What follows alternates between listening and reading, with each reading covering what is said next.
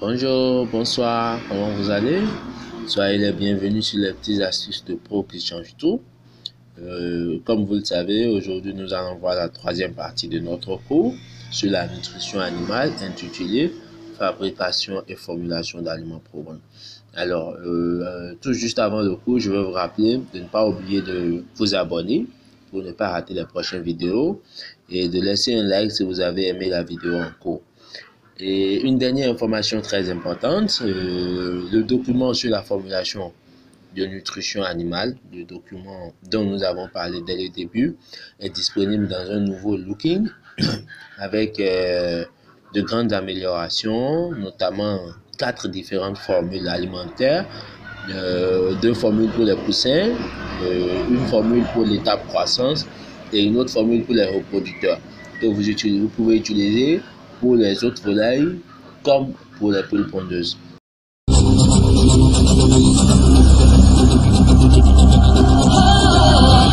Bonjour, soyez les bienvenus. Aujourd'hui, nous allons continuer notre cours sur la nutrition animale.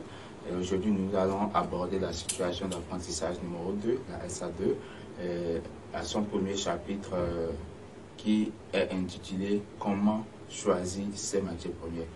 La situation numéro 2 a pour titre « Comment alimenter à monde pour les aliments ».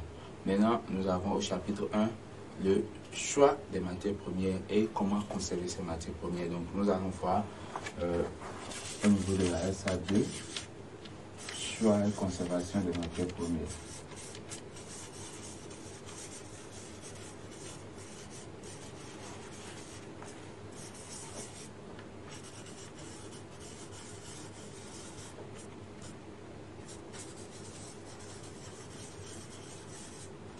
Nous allons commencer par le chapitre 1 pour aller un peu vite. Et aujourd'hui, au niveau du chapitre 1, nous allons aborder le choix et la conservation des matières premières. Nous nous sommes déjà dit dans la situation d'apprentissage numéro 1 que voilà, les matières premières à elles seules en réalité ne pouvaient pas suffire pour nourrir et subvenir aux besoins des animaux. Il fallait donc les constituer, les mettre ensemble, voilà, plusieurs matières premières combinées ensemble pour donner une alimentation équilibrée à nos sujets. Donc voilà. Comment choisir en fait ces matières premières? Le choix des matières premières. En réalité, le choix des matières premières est basé sur plusieurs aspects. Le choix des matières premières dans une alimentation est basé sur plusieurs aspects. D'abord, il faut commencer par le sujet. Donc, il faut connaître en réalité l'animal que nous voulons nourrir avant de choisir les matières premières qui doivent aller dans la composition de son alimentation. Je suppose par exemple, lorsque nous prenons les poulets de chair et que nous prenons les poules pondeuses, c'est deux choses qui sont très différentes. Avec les poulets de chair, nous voulons avoir en 6 semaines, sinon 7 ou 8 maximum de la chair. Alors qu'au niveau des poules pondeuses, nous voulons garder ces sujets-là en production jusqu'à 6 mois avant qu'ils n'entrent en ponte pour nous donner des œufs de table. Ça fait deux choses différentes. Donc les objectifs ne sont pas les mêmes. Donc les besoins en aliments ne sont pas aussi les mêmes. Les poulets de chair ont besoin de beaucoup plus de protéines pour produire de la chair qu'au niveau des poules pondeuses. Et ils ont besoin de beaucoup moins d'énergie parce que nous ne voulons pas en réalité qu'ils se tracassent trop pour ne pas perdre encore du poids. Donc ils ont besoin de moins d'énergie, mais de plus de protéines. Donc voilà un peu les aspects sur lesquels doivent se baser en réalité le choix des matières premières. Donc il faut d'abord connaître l'animal, non le sujet.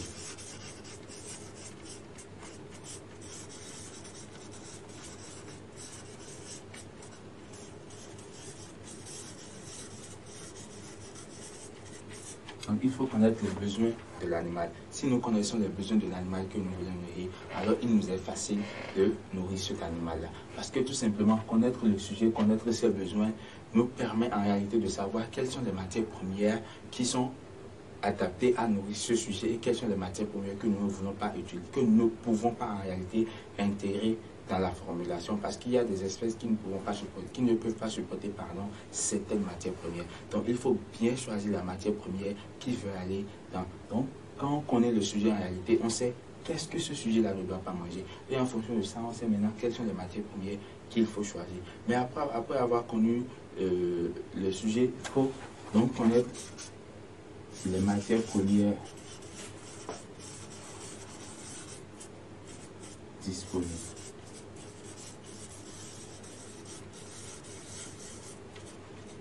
comme j'ai eu à le souligner dans le cours passé, sinon dans la situation d'apprentissage numéro 1, eh bien, il faut connaître la disponibilité des matières en fonction de la zone de production. Si vous voulez forcément utiliser du soja pour vos animaux, alors que vous n'avez pas de soja dans votre zone de production, cela demande à ce que vous allez dans une autre zone pour aller chercher ce soja. Je tiens à préciser quelque chose au niveau du premier point, c'est-à-dire les sujets. Il est possible que vous alliez acheter, par exemple, c'est pourquoi il est conseillé, lorsque vous voulez faire de l'élevage, d'acheter des sujets sur des fermes professionnelles. Cela vous permet en réalité d'avoir toutes les informations nécessaires par rapport au sujet. Des fermes sur lesquelles il y a des fiches où on suit les animaux. Ça vous permet de savoir qu'est-ce qu'ils donnent à manger aux animaux, comment est-ce qu'ils se sont adaptés à ces aliments-là, quelle est leur vitesse de croissance, etc. C'est beaucoup d'informations techniques que vous aurez, plutôt que si vous achetez chez une personne lambda, chez un citoyen lambda, ou alors dans le marché. Donc il faut prendre soin de prendre les animaux avec des gens qui sont professionnels. Cela vous permet en réalité de garantir une bonne productivité à votre niveau. Je reviens ensuite au niveau des matières premières, pour dire que lorsque les matières premières, vous laissez les matières premières disponibles dans votre zone pour aller chercher d'autres matières, pour vous compliquer la tâche, parce que tout simplement pour transporter ces matières premières vers vous, cela va vous demander de l'argent. Donc vous allez dépenser encore plus d'argent à transporter les matières premières que vous êtes allé acheter ailleurs, alors que vous avez des matières premières disponibles dans votre zone que vous pouvez valoriser. Donc vous connaissez le sujet, vous savez qu'est-ce que le sujet ne doit pas manger, quelles sont les matières premières qui ne doivent pas rentrer dans son alimentation. Vous faites maintenant le choix des matières premières que vous avez dans votre zone. Je prends un exemple. Lorsque nous allons dans Sakété, il y a des producteurs de maïs, il y a des producteurs de manioc, il y a des producteurs d'huile de palme. Donc vous êtes sûr d'avoir des totaux palmistes. Il n'y a pas beaucoup de producteurs de soja. À moins que vous voulez en produire vous-même. Sinon, il n'y a pas beaucoup de producteurs de soja dans Sakété. Donc, soit vous êtes sûr que vous avez un distributeur qui peut vous fournir ces matières premières chez vous sans que vous ne dépensez beaucoup plus. Sinon, aller les acheter ailleurs va vous demander beaucoup plus de dépenses en fait. Et voilà, cela chute encore l'objectif parce que votre objectif c'est économiser sur l'alimentation en donnant une alimentation de qualité afin que vos sujets soient productifs comme cela se doit. Donc, il faut connaître les matières premières disponibles dans votre zone. Lorsque vous connaissez les matières premières disponibles dans votre zone, vous savez alors quelles sont les matières qu'il ne faut pas incorporer. Donc, les matières premières indésirables.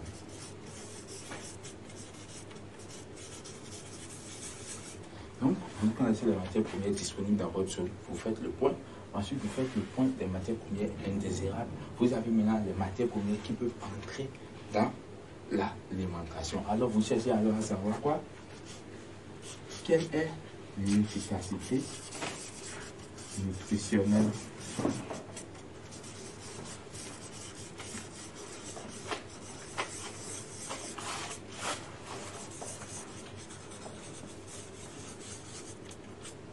l'efficacité nutritionnelle de ces matières premières-là. Lorsque vous connaissez les matières premières disponibles, vous savez ce qui ne peut pas entrer dans votre programme en fonction du sujet dont vous avez connaissance. Alors il faut chercher à savoir quelles sont les efficacités nutritionnelles de ces matières premières-là. C'est en fonction de ça maintenant que vous allez les incorporer parce que vous allez devoir prendre aussi en compte quoi?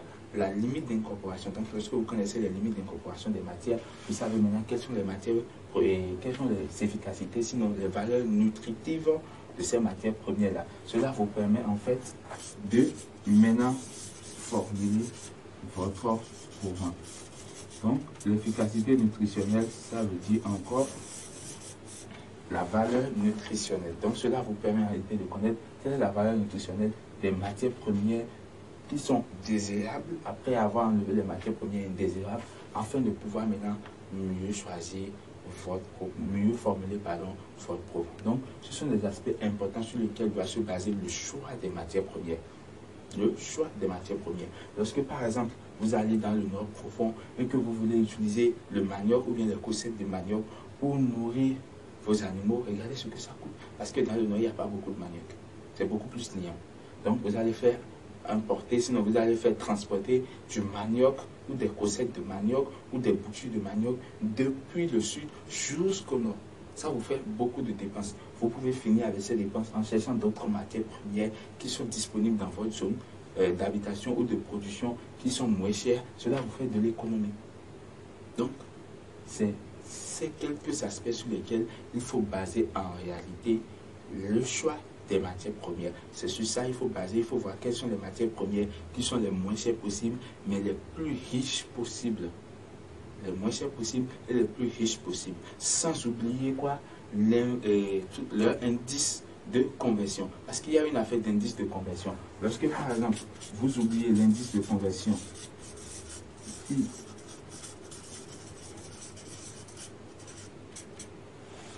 indice de conversion, c'est-à-dire le taux, c'est la vitesse à laquelle les aliments que vous donnez, ou bien les matières premières que vous voulez donner, se convertissent en nutriments et sont efficaces. Lorsque vous ne connaissez pas ça, vous avez un problème.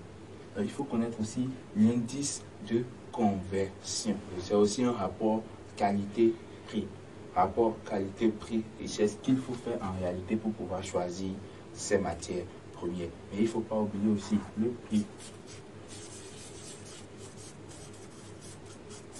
Le prix des matières premières, c'est aussi important. C'est pourquoi j'ai parlé de rapport qualité-prix-richesse. Le prix de ces matières premières-là. Si vous avez des matières premières qui vous reviennent chères dans votre zone, alors qu'ailleurs c'est moins cher et que vous voyez que le transport sur la quantité vous revient moins cher, c'est une bonne affaire.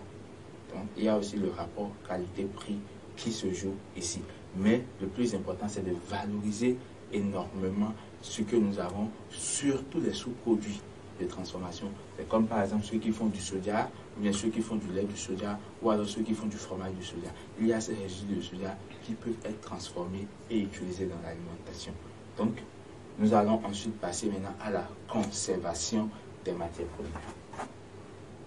Donc, après le choix des matières premières, nous avons la conservation.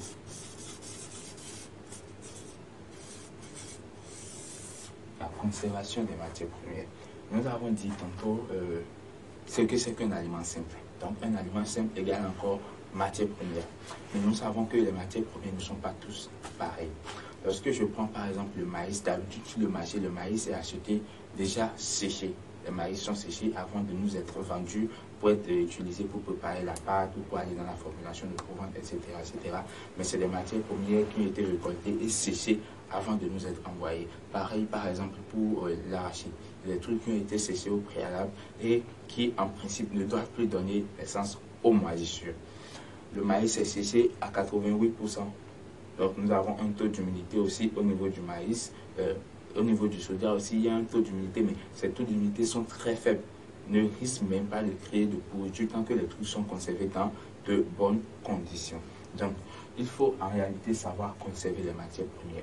Lorsque vous faites un élevage de masse et que vous voulez faire une formulation de provence vous-même, la meilleure des choses pour que vous soyez sûr de combien vous coûte votre provence, et sur la longue durée, c'est de faire en réalité du stockage.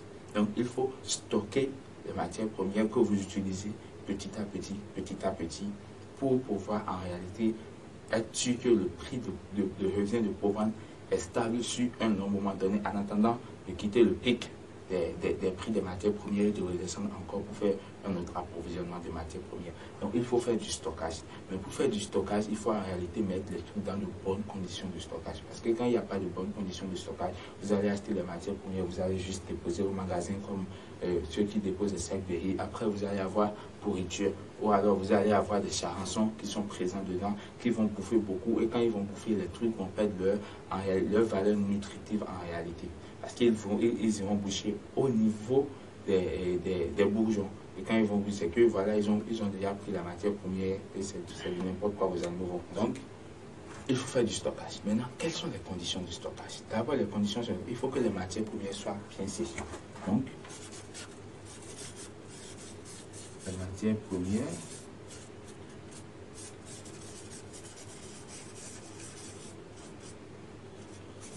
sont bien séchées.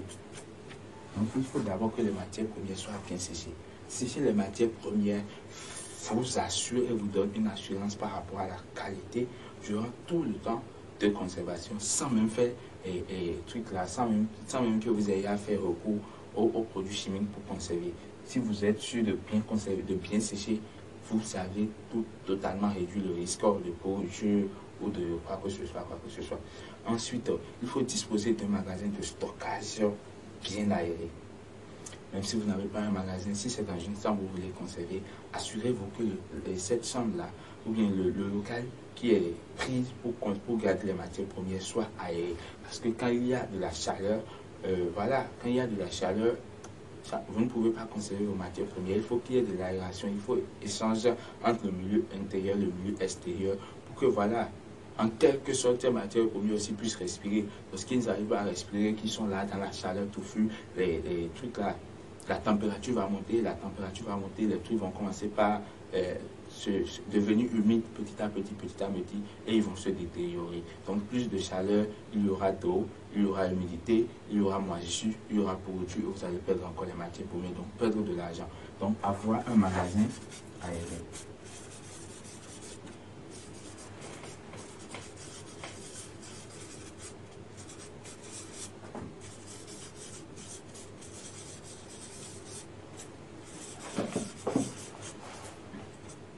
Avoir un magasin de stockage aéré. Lorsqu'il y a de l'air, c'est bon, il n'y a pas de souci, tout le monde est content, les matières premières aussi sont contents. Ensuite, après le magasin, il faut que les matières premières en réalité soient disposées en sac. Il ne faut pas juste faire des tas, verser le maïs comme on le fait dans la chambre déposée et laisser. Il faut que les matières premières en réalité soient mises en sac.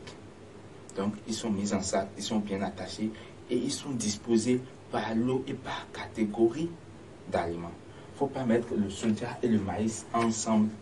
Vous faites le lot de soja à côté, le lot de maïs de l'autre côté. Mais lorsque vous mélangez les deux, ces deux produits qui ne sont pas pareils, les insectes qui sont contre lesquels l'autre est résistant, l'autre n'est pas forcément résistant contre ces insectes-là. Donc il y aura facilement contamination, sinon facilement infestation, ce qui peut gâter la qualité nutritionnelle des matières premières. Donc il faut disposer les matières premières en sac, mais disposer par catégorie d'aliments, par catégorie de matières premières pour éviter tout problème. Et ça vous facilite même la tâche lorsque vous voulez aller chercher les matières premières pour la production de provence. Donc il faut disposer les matières premières par catégorie d'aliments, les disposer dans des sacs, les disposer rangés par rangés, mais pas à même le sol, sur des palettes.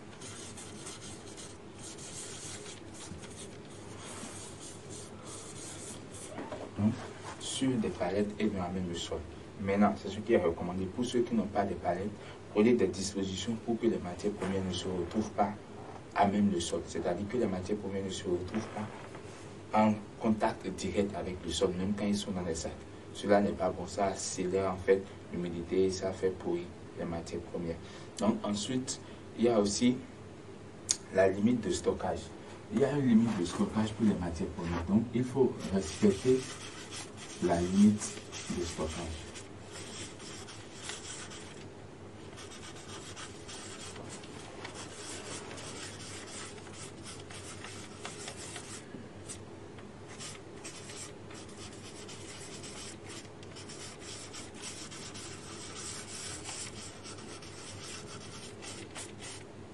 Voilà.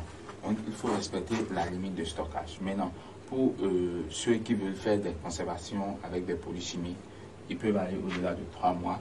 Mais pour ceux qui veulent garder les produits naturellement, vous ne pouvez pas dépasser 3 mois dans le stockage des matières premières. Ce n'est pas bon. Donc, nous allons passer maintenant aux avantages du stockage.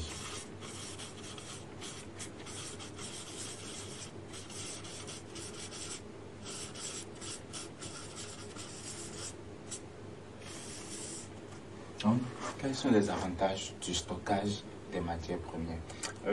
Stocker les matières premières, en réalité, on le recommande parce que c'est bon et c'est mieux pour quelqu'un qui fait un élevage, surtout sur une quantité importante. Quand l'élevage est important, aller à chaque fois acheter, ce n'est pas bon. D'abord, le prix ne serait pas stable, ça chute le calcul. Il n'y a pas homogénéité entre les prix de revient des programmes et c'est compliqué. Donc les avantages sont entre autres par exemple la mobilisation limitée de main d'œuvre. Lorsque vous devez aller par exemple acheter chaque semaine, sinon chaque 2 semaines, sinon chaque 3 semaines, une quantité importante de matière, vous devez appeler un chauffeur qui va transporter, appeler des gens qui vont charger, décharger, appeler des gens qui vont, appeler des gens qui vont, et ça fait des charges. Alors que lorsque vous achetez tout ce qu'il vous faut en un temps record et en un bloc, c'est un transport, une seule fois que vous déboursez pour les frais de transport, pour le camion ou le chauffeur. Ensuite, c'est une seule fois vous appelez des gens qui viennent vous aider pour charger ou décharger et vous en avez fini. Donc, vous faites quoi? Il y a limitation. Vous limitez. Limitation. Il y a limitation en fait de quoi? Il y a limitation, c'est pas, limitation de la main-d'œuvre. Hein? Il y a limitation de la main-d'œuvre. Donc, vous êtes limité dans la mobilisation de la main-d'œuvre pour pouvoir vous aider à chaque fois transporter, charger, décharger, etc. Mais vous gagnez du temps. Donc, vous gagnez du temps.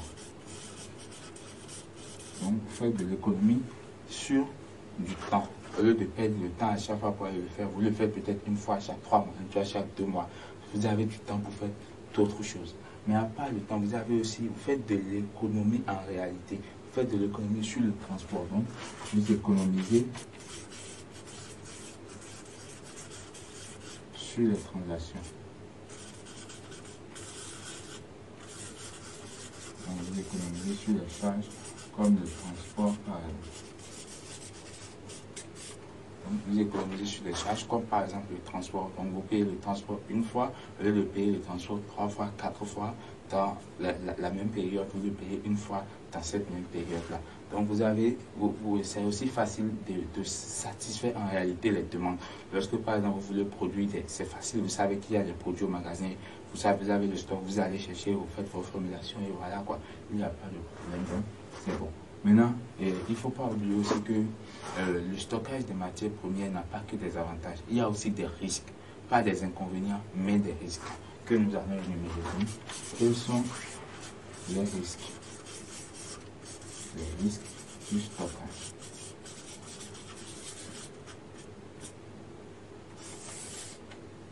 Donc, quels sont les risques du stockage?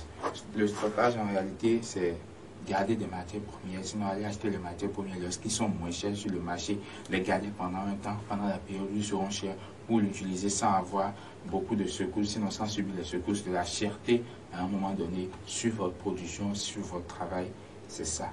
Maintenant, il y a quand même des risques. Donc, parmi les risques du stockage de matières premières, nous avons par exemple la perte des valeurs nutritives.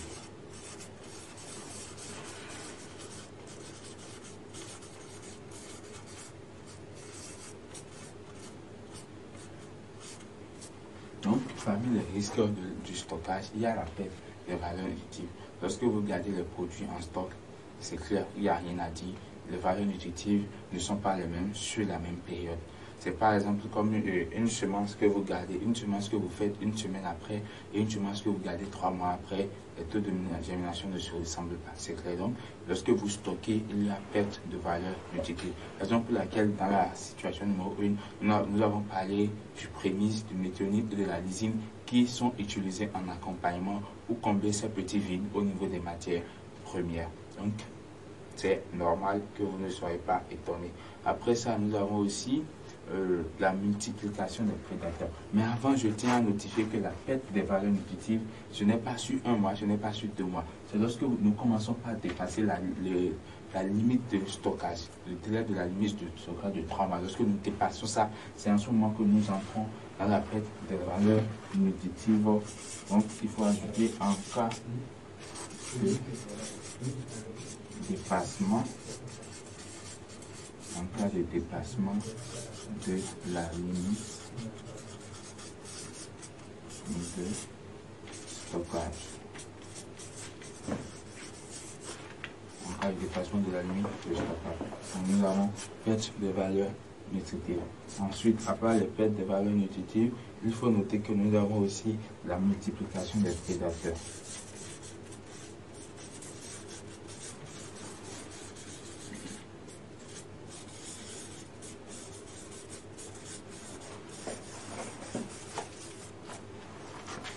nous avons aussi la multiplication des prédateurs parce qu'il y a aussi d'autres espèces qui veulent manger et qui veulent se nourrir aussi. Donc, lorsque nous faisons le stockage, il y a par exemple les charançons qui viennent se développer au niveau des sacs. Donc, c'est un truc normal, à moins que nous gardons, si nous respectons les bonnes conditions de conservation, il n'y aura pas de souci pendant la limite. Mais lorsque nous dépassons la limite ou que nous ne respectons pas les conditions de stockage, eh bien, nous pouvons avoir la multiplication des prédateurs, des insectes qui viendront bouffer un peu de ces matières premières-là. C'est vrai que ça n'a pas grand risque sur les animaux, mais ça a grand risque sur la qualité de l'aliment. Il faut faire cette part de choses-là. Donc, après la multiplication des trucs-là, nous avons aussi perte de poids des matières. Donc, il y a la perte de poids.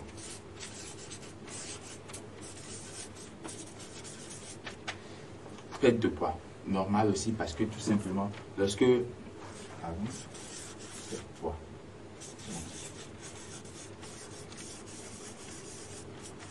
Donc, perte de poids des matières. Ce qui est normal aussi parce que tout simplement, lorsque nous achetons les matières, nous ne sommes pas totalement séchés avec les producteurs. Donc, plus nous gardons en stockage, plus ils sont en train de se sécher lorsque les conditions sont bien réunies, aérées, ils seront en train de se sécher. Et à chaque fois qu'ils sont en train de se sécher, il y a diminution du taux d'humidité, alors que c'est le taux d'humidité qui donne un peu de poids. Donc, à chaque fois que le taux d'humidité est en train de baisser dans le stockage, eh bien, le poids aussi est en train de chuter petit à petit. Mais cela ne joue pas en réalité sur la qualité, non. Mais peut-être nous perdons un peu de poids. C'est comme nous achetons 100 kg de maïs en période d'abondance, où le maïs est encore un peu humide. Nous séchons, nous déposons en magasin. Après, nous pouvons constater 95-96 kg. C'est normal. C'est normal. Donc, voilà un peu quelles sont les petites choses, sinon les petits soucis que nous pouvons avoir, les petits risques qui sont liés au stockage. Mais il faut noter aussi que parfois, il y a perte de prix. C'est pourquoi pour stocker, il faut s'assurer d'acheter à un moment où les produits sont en abondance. Lorsque nous sommes en période d'abondance, eh bien, les prix baissent totalement en période d'abondance des matières premières. Alors que lorsque nous sommes en période de pic et que nous allons faire la conservation dans cette période-là, les prix vont monter, les matières premières vont nous revenir chères. Et si nous faisons le stockage dans ce moment-là, eh bien, quelques temps après, les matières premières vont encore baisser. Lorsque ce serait la période d'abondance encore, ce qui fera que les matières premières vont devenir moins chères. Notre pouvoir nous reviendra alors cher lorsque nous allons faire le point. Donc, ce qui est intéressant, c'est d'acheter, c'est-à-dire lorsque le prix est bas, pendant la période d'abondance, pour garder et supporter la période de pic. Pendant cette période, nous n'aurons pas acheté de matières premières parce que les prix auront chuté. Et il faut bien étudier.